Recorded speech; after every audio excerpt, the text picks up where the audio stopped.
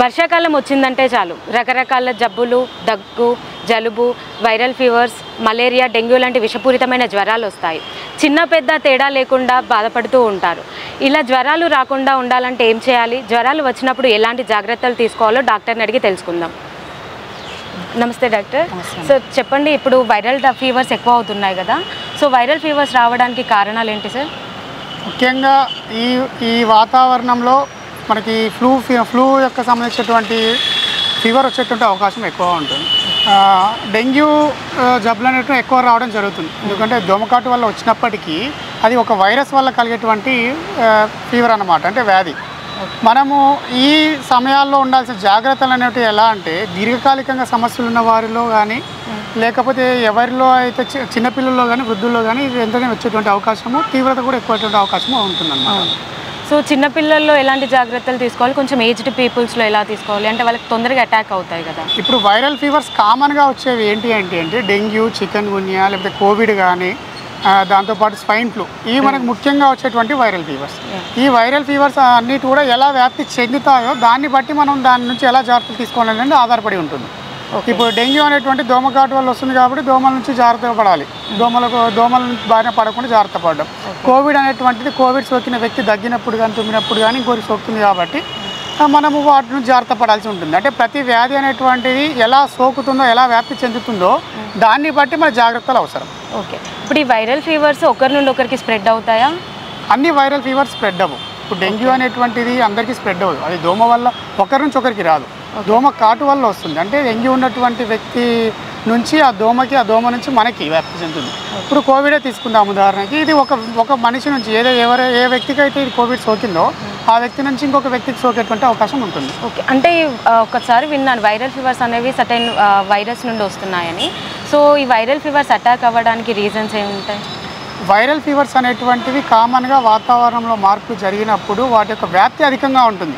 నార్మల్గా సంవత్సరం పాటు వస్తూనే ఉంటుంది, కాకపోతే వాతావరణ మార్పుల వల్ల వాటి తీవ్రత, వాటి యొక్క కేసులు అనేటువంటి ఈ వర్షాకాలంలో ఎక్కువగా అధికం అవడం జరుగుతుంది. ఉదాహరణకి ఇప్పుడు వర్షాకాలంలో దోమలు ఎక్కువగా ఉండడం వల్ల డెంగ్యూలు ఎక్కువగా రావడము, దాంతోపాటు క్రౌడ్ ఎక్కువగా ఉండడం, లేకపోతే మనము హైజీనిక్ కండిషన్స్ పాటించకపోవడం వల్ల ఇతర వ్యాధులు అంటే స్వైన్ ఫ్లూ కానీ కోవిడ్ కానీ దాంతోపాటు చికెన్ గున్యా కానీ ఇవి ఎక్కువగా రావడం అనేది ఉంటుంది తప్ప ఈ సీజన్ అనేటువంటిది అందుకు ఎక్కువ రావడం ఉంటుంది. ఎందుకు అంటే మనము పర్టికులర్ కాలం వర్షాకాలంలో ఏంటి అంటే మురికి కాలంలో ఎక్కువగా నీరు ఉండడము దానివల్ల. ఓకే, సో ఇలాంటి వైరల్ ఫీవర్స్ వచ్చినప్పుడు మనం ఎలాంటి ఫుడ్ తీసుకోవాలంటే సపరేట్గా వాటికంటే ఏమైనా ఫుడ్ ఉంటుందా? సపరేట్గా వైరల్ ఫీవర్స్ వచ్చినప్పుడు ఈ జాగ్రత్త అంటే ఫుడ్కి సంబంధించినటువంటి డైట్లో ఎటువంటి రిస్ట్రిక్షన్ ఏమి ఉండదు. కాకపోతే వైరల్ ఫీవర్స్ అనేటువంటివి చాలా మందిలో వాటంతటా అవే కొద్ది ఇమ్యూనిటీ లెవెల్స్ బట్టి తగ్గిపోతూ ఉంటాయి. కానీ ఎవరిలో అయితే ఇమ్యూనిటీ తక్కువగా ఉండడమో లేకపోతే వృద్ధుల్లో కానీ చిన్నపిల్లల్లో కానీ దాని యొక్క తీవ్రత అధికమయ్యేటువంటి అవకాశం ఉంటుంది. అంటే దగ్గు, వాటి యొక్క లక్షణాల్లో ముఖ్యంగా మనకి దగ్గు, జలుబు లేదా తలనొప్పి, బాడీ పెయిన్స్ రావడము, ముక్కు కారడము, గొంతు నొప్పి, ఇవి అనేవి వైరల్ ఫ్లూ యొక్క లక్షణాలు. ఈ లక్షణాలు ఉన్నప్పుడు మనం వెంటనే డాక్టర్ని సంప్రదించాలి. కానీ వీటిలో ముఖ్యంగా మనం చేయాల్సింది ఏంటి అంటే ఎప్పుడైతే మనకు ఆయాసం కానీ దగ్గు తీవ్రత ఎక్కువగా ఉండడం కానీ జ్వరం కానీ ఎప్పుడైతే ఉంటుందో ఖచ్చితంగా మనం డాక్టర్ని సంప్రదించాలి. లేకపోతే అది నిమోనియా లాగా మారి తీవ్రత అధికమై ప్రాణాలు మీదకి వచ్చేటువంటి అవకాశం ఉంటుందన్నమాట. ఓకే, అంటే చాలామంది భయపడుతుంటారు అంటే ఇవి ప్రాణాంతకం డేంజర్గా ఉంటాయని. సో వైరల్ ఫీవర్స్ అంత డేంజరస్గా ఉంటాయా? ఇప్పుడు కోవిడ్ అనేటువంటిది చాలా మందికి వచ్చింది, కానీ చనిపోయింది మాత్రం చాలా తక్కువ మంది. ఇది డేంజర్ అని కాదు, మనం ఎప్పుడైతే దాన్ని పట్టించుకోకుండా జాగ్రత్తలు తీసుకోకుండా వైద్యుని సంప్రదించుకుంటూ సొంత ట్రీట్మెంట్ వాడడము, లేదా అవసరం లేకుండా కానీ యాంటీబయాటిక్స్ వాడడము లేదా స్టెరాయిడ్స్ వాడడము, అలాంటి పరిస్థితులలో మనకి అధికమయ్యి ప్రాణాల మీదకి వస్తుంది తప్ప నార్మల్గా మన యొక్క ఇమ్యూనిటీ లెవెల్స్ని బట్టి మనం వారి నుంచి బయటపడడం అనేది అవకాశాలు ఎక్కువగా ఉంటాయి. ఓకే, సో ఇప్పుడు ఈ వైరల్ ఫీవర్స్ కానీ డెంగ్యూ, మలేరియా వచ్చినప్పుడు ఎలాంటి మెడికేషన్ తీసుకోవాలి? అంటే ఎలాంటి మెడికేషన్ తీసుకుంటే తొందరగా క్యూర్ అయ్యే అవకాశాలు ఉంటాయి? మెడికేషన్స్ అనేటువంటివి నార్మల్గా మన లక్షణాలు దానికి సంబంధించిన మెడిసిన్స్ పట్టి ఉంటుంది తప్ప వైరల్ ఫీవర్స్కి యాంటీబయాటిక్స్ వాడడం వల్ల తగ్గుతుందనేది తప్పు. ఎక్కడైతే మన చాలా మటుకు వైరల్ ఫీవర్స్కి అసలు వైరస్కి యాంటీబయాటిక్కి సంబంధం ఉండదు. యాంటీబయాటిక్స్ అనేవి బ్యాక్టీరియా మీద పనిచేసేవి, మనకు వచ్చింది వైరల్ ఇన్ఫెక్షన్. కాబట్టి వైరల్ ఇన్ఫెక్షన్ ఉన్న ప్రతి ఒక్కరు యాంటీబయాటిక్స్ వాడాల్సిన అవసరం లేదు.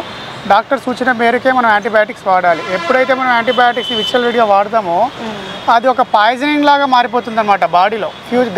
ఫ్యూచర్లో ఎప్పుడైనా మనకి యాంటీబయాటిక్ అవసరం ఉన్న పరిస్థితులలో కూడా యాంటీబయాటిక్ పనిచేయకుండా మైక్రోబియల్ రెసిస్టెన్స్ వచ్చేటువంటి అవకాశం ఉంటుంది. కాబట్టి యాంటీబయాటిక్స్ మరియు స్టిరాయిడ్స్ వాడకం అనేటువంటిది డాక్టర్ సలహా మేరకే మనం వాడాలి. ఓకే. అంటే ఒక అపోహ ఉంటుంది కదా, పారాసిటమాల్ వేసుకుంటే తగ్గిపోద్ది, జలుబుకి సిట్రిజన్ వేసుకుంటే తగ్గిపోద్ది అని. సో అవి ఓన్గా వేసుకుంటారు కదా? అవి బేసిక్ మెడిసిన్స్. అవి వాడిన తర్వాత కూడా అంటే 1-2 రోజులు చూడాలి. బేసిక్ మెడిసిన్స్ మనం వాడచ్చు. ఓవర్ ది కౌంటర్ ఫార్మసీలలో కూడా మనకి డోలో అవి దొరుకుతాయి, వైరల్ ఫీవర్స్ కాబట్టి వాడడంతో అవి తగ్గే అవకాశం ఉంటుంది. కాబట్టి అవి వాడడంలో తప్పు లేదు. కానీ యాంటీబయాటిక్స్ కానీ స్టిరాయిడ్స్ కానీ ఇంకా కొన్ని రకాల మెడిసిన్స్ కానీ వాడేటప్పుడు మాత్రం ఖచ్చితంగా డాక్టర్ సలహా ఉండాల్సిందే. ఓకే. సో ఇప్పుడు ఎక్కువ అవుతున్నాయి కదా మంకీ పాక్స్ అనేవి. ఇప్పుడు ఇంతకుముందు కరోనా వచ్చింది, ఇప్పుడు మంకీ పాక్స్ ఎక్కువ అవుతున్నాయి కదా. సో దాంట్లో తీసుకోవాల్సిన జాగ్రత్తలు ఏంటి, అవి అసలు ఎందుకు స్ప్రెడ్ అవుతున్నాయి? మంకీ పాక్స్ అనేటువంటిది ఎంపాక్స్ అంటే మంకీ పాక్స్ అనమాట. మంకీ పాక్స్ అనేటువంటిది కూడా వైరస్ వల్ల వచ్చేటువంటి వ్యాధి. ఈ మంకీ పాక్స్ అనేటువంటిది కూడా చాలా మందిలో తగ్గిపోతూ ఉంటుంది. చర్మం సంబంధం అంటే ఒళ్ళు నొప్పులు కానీ, జ్వరము, దాంతోపాటు చర్మ సంబంధిత సమస్యలు అలా వస్తూ ఉంటాయి. అవి చాలా మందిలో తగ్గిపోతూ ఉంటాయి. కానీ ఎక్కువ కాకుండా ఉండాలి అంటే మాత్రము మనం జాగ్రత్తలు తీసుకోవాలి. ఆ జాగ్రత్తలు ఏంటి అంటే ముఖ్యంగా ఎవరికైతే దీర్ఘకాల సమస్యలు కానీ, ఆల్రెడీ క్యాన్సర్ పేషెంట్స్ కానీ, పిల్లలు, వృద్ధుల్లో వారు ఆ మంకీ పాక్స్ సోకిన వ్యక్తి నుంచి మనకి సోకేటువంటి అవకాశం ఉంది. కాబట్టి వారి నుంచి దూరంగా ఉండడం కానీ, లేకపోతే హైజెనిక్ కండిషన్ అంటే పరిశుద్ధంగా ఉండడం కానీ అటువంటివి చేయాలి. చేతులు కడుక్కొని అలాంటివి చేస్తేనే మనం దాని నుంచి బారిపడకుండా ఉంటాం. ఓకే. అంటే అంత డేంజరస్గా ఉంటాయా అవి మంకీ పాక్స్ అనేవి? డేంజరస్ అని చెప్పలేము, కానీ దాని తీవ్రత అనేది ఒకరిద్దరిలో అంటే అందరిలో అని కాదు, కొందరిలో అయితే సీరియస్ అయ్యేటువంటి అవకాశం ఉంటుంది. సో డాక్టర్ గారు చెప్పారు కదా, ఎలాంటి మెడికేషన్ తీసుకుంటే మంచిది, వైరల్ ఫీవర్స్ ఎలా స్ప్రెడ్ అవుతాయి, ఎలాంటి జాగ్రత్తలు తీసుకుంటే అవి తక్కువ అవుతాయి, సో ఎలాంటి మెడికేషన్ తీసుకుంటే తక్కువ అవుతాయని. సో ఇలాంటి మెడికేషన్ కూడా మీరు తీసుకొని ఆరోగ్యంగా ఉండండి. కెమెరామ్యాన్ మధుతో శ్రావ్య, దిశ టీవీ.